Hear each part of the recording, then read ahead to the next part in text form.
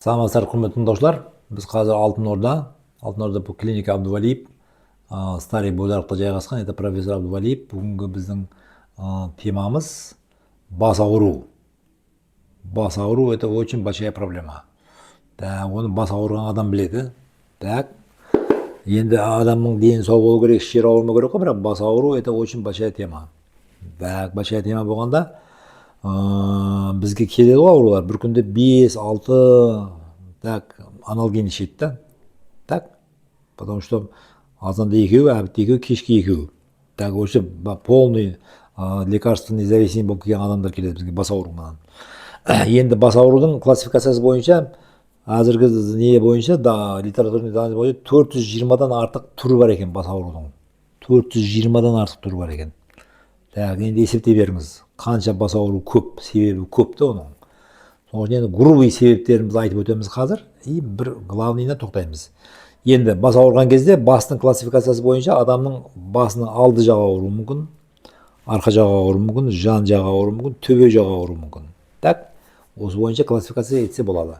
Енді бастың алды жағы ауырған кезде бұның себептері қалай болады?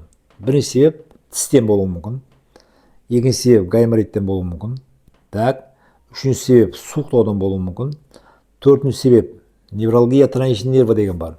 Яғни тройничный нерв деген бар.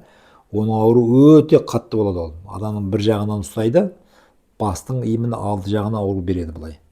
Өте қатты ауру болады. Алды жағының ең основалары осылар болады. Енді екінші және бір себеп бар, травма. Бізге көп келеді, травмадан кейін хронический бас ауруға кетеді ғой.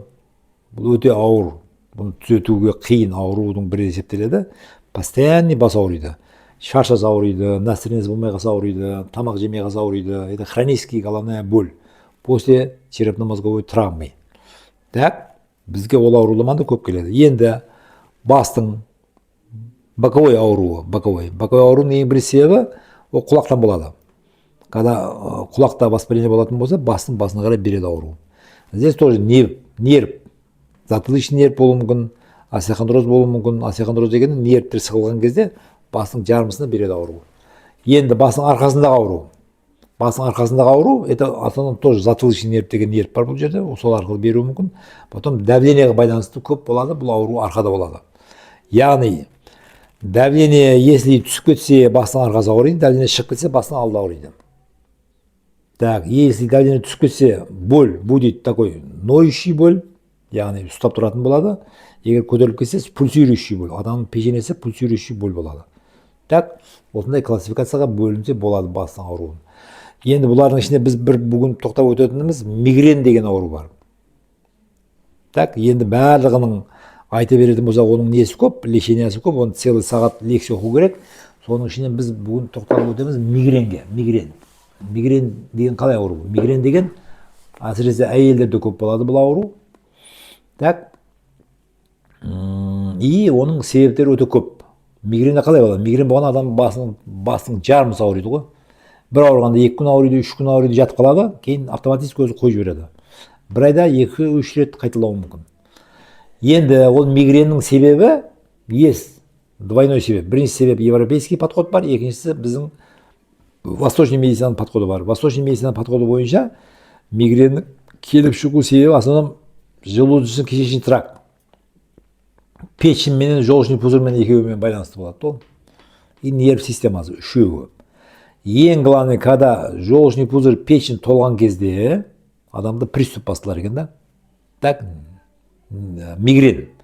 Соның үшін егер бізде мигренмен ауру келетін болса, біз оның полный ЖКТ-ны тазалаймыз, біз малхам деген дәрі бар, оны береміз, бауырын тазалаймыз, өтін тазалаймыз, содан кейін уже мигрен не повторится. Ар жағынан бірақ режиммен жүру керек болады.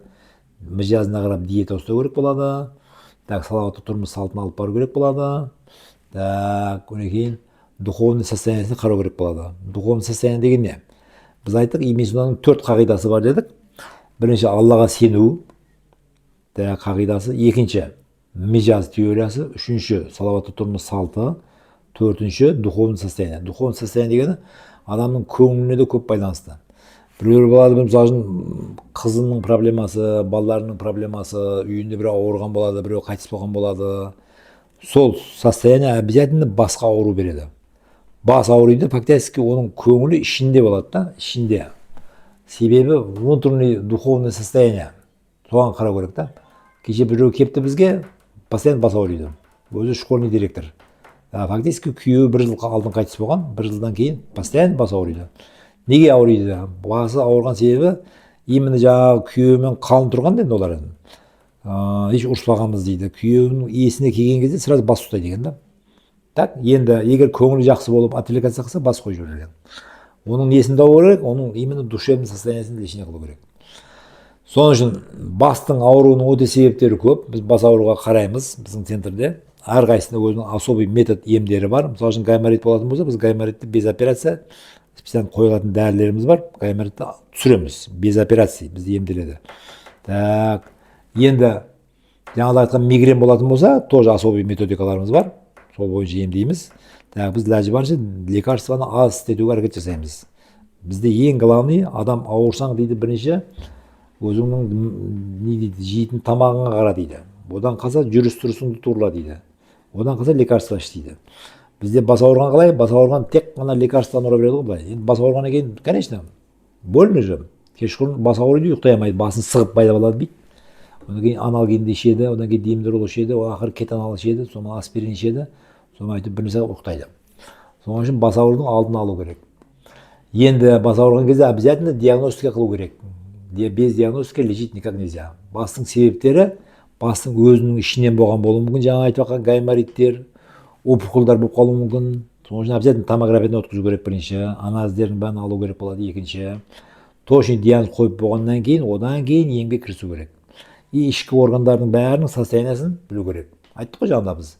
Из-за печени болит голова. Так, соның үшін бауырды емдеу керек бірінші басты түзету үшін. Соның үшін бастарыңыз ауырмасын. Егер бастарыңыз ауыратын болса, бізге келсеңізде бізде комплексный ем қылынады. Так, яғни табиғи жолдармен бірінші очередь емделеді. Бас ауруларға біз жәрдем бере аламыз. Так, бірінші Алланы айту керек енді. Алла көмегін беру керек. Ауырмаңыздар. Барлықтарыңызға денсаулық тілейміз. Рахмет.